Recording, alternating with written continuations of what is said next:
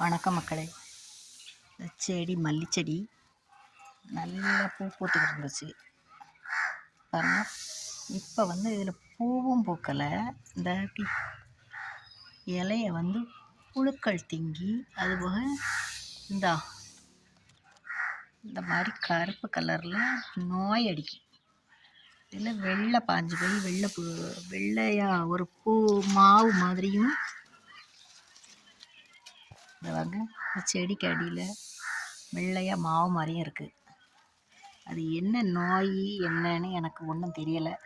இதுக்கு என்ன மருந்தடிக்கணும், இதை என்ன பண்ணலாம் அப்படிங்கிறதுக்கு எனக்கு ஏதாவது மருந்து தெரிஞ்சவங்க கமெண்ட் பண்ணுங்கள்,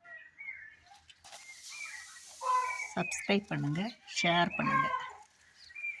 நன்றி, வணக்கம்.